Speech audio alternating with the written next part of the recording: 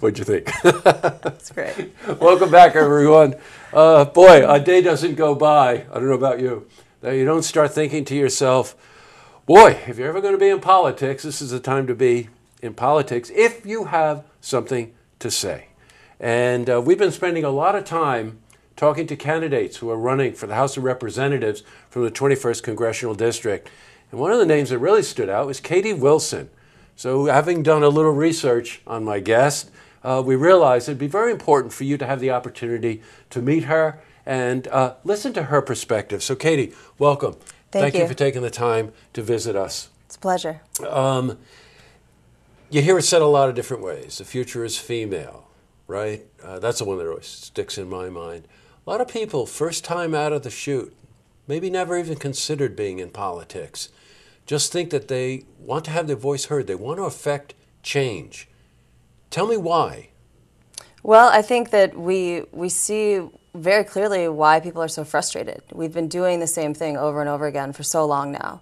We've been sending the same kinds of people into Washington to try to create change, and yet we're not seeing any change. You know, things are getting worse, if anything, at this point. And so why not send people in who have a fresh perspective, who can really represent their districts and their areas and bring those stories into D.C. to try to affect change and create new policy?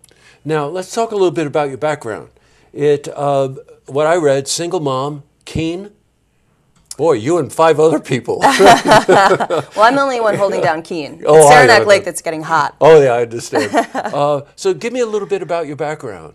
Well, I'm from the business community. You know, I grew up on a local farm turned bed and breakfast, and had a lot of fun running that as a younger person. It was a lot of responsibility, but it really gave me a sense of what it took to make ends meet in a seasonal economy. And after returning back to the area, after just a few years away, I started a young family in 2012, or excuse me, in 2008. And then after the economy crashed, came back here and started my own business because it was pretty hard to find a job at that point. Yes, and right. I think, I see that tenacity and that willingness to, if someone's not doing it for me, I'm going to do it on my own across the North Country. Well, you know what? We happen to live in an area where small business is really the backbone of the whole 21st Congressional District. It sure is. I mean, that and healthcare and some education is really what's driving the train around here. Well, we see that every day. I want to drill down on a couple of things specifically for the 21st District, but let's talk about your platform in general. What do you see that, number one, compelled you to want to run, and number two, that you'd like to affect change? Yeah, well, I'm in the sandwich generation, so to speak, right, where sure. I'm raising young children, but I'm also responsible for specifically one aging parent who's 84 and dealing with Social Security and Medicare. And so when I look at healthcare and the state of healthcare, I see a huge need. I mean, we know it's a huge issue right now, but there are things we can do. Instead of having this ideological meltdown around the issues where we see both ends just kind of firing bombs at each other, what can we do now? How can we help people now? And when I look at Senator Murphy's plan, it's a Medicare buy-in on the open exchange. I think this is something we could actually pass. This is something that could create a bridge from where we are to where we want to get to. Now, again, being in the 21st Congressional District, issues like the tax code I hear a lot about. Exactly. And I also hear a lot about veterans issues. One by one here, tax code, what's your feeling on this? I mean, we need a fair and graduated tax. We need to create an environment where small businesses can really thrive. And right now we see all these loopholes. We see, corporate welfare taking place, and yet small business owners are struggling. They're saddled with the necessity to provide health care in many cases. They're also dealing with a tax code that's just not fair and just not promoting growth and promoting jobs.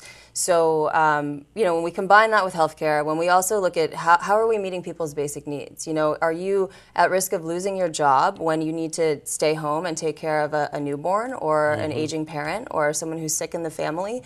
Gillibrand's Family Act is a huge step in the right direction. Yeah, sure. We're one of only 3 countries in the entire world who are not offering this. That's right. Boy, we could spend a whole interview just talking we could about really that get into it alone. Again, it's that philosophy that it's even more of a holistic philosophy in many ways. Is that if the family unit is protected, if our health care is protected, if there's fairness in our system, then economy follows, and everything Well, follows. and this is what I see happening. We're not meeting people's basic needs. You know, if we want to lift our communities up, we have to meet people's basic needs. Right. And we have to then, you know, that's what creates a healthy community and then a healthy region and a healthy country. You know, a lot of people would say, are you a fighter?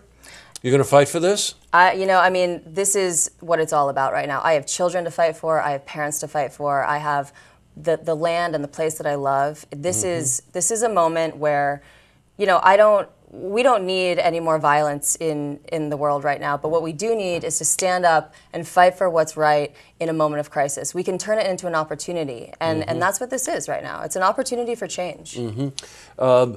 You said something to me before the interview, and I wrote it down. You said there's a lot of power in being underestimated. You know, it's quite a competitive field. The primary is June 26th. Don't forget to vote. Pretty competitive field.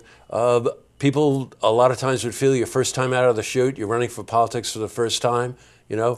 But that's what's needed. We need fresh voices. We need new ideas. We've been doing the same thing for so long, and look at where that's gotten us. You know, we are not seeing policies coming out of Washington. We have a bunch of candidates across the country who seem to be auditioning for the D.C. cocktail circuit instead of really representing their people. They get to D.C., they trade in the people who got them there for a new set of friends and influencers, and nothing happens. You know, it's talk, talk, talk. It's raise money, get reelected, and yet no one is creating policy that's positively affecting the people who need it the most. Well, you know what? It seems to me you can talk about the layers of politics, and you talk about the layers of people interested in politics. My take is that you give a very interesting layer from experience. Growing up in a small town right here in the 21st Congressional District, being a single parent, knowing how to run a business, having traveled across the country, having come back to your roots here. You need life experience. Yeah, you do need life experience. And experience is worth nothing if you don't have good judgment. Yes, and that's what I see a lack of, is good judgment. Well, very credible candidate, Kati. Thank you for taking the time to come in. The primary, by the way, is June 26th, and do not forget to vote. This is Kati Wilson, and she'll be on that ballot on the 26th. Right in the middle. Right in the middle. The middle. Great to talk to you. Thanks for Very having nice me. to meet you as well. Okay, if you want to see this interview again, you can head to our website, looktvonline.com.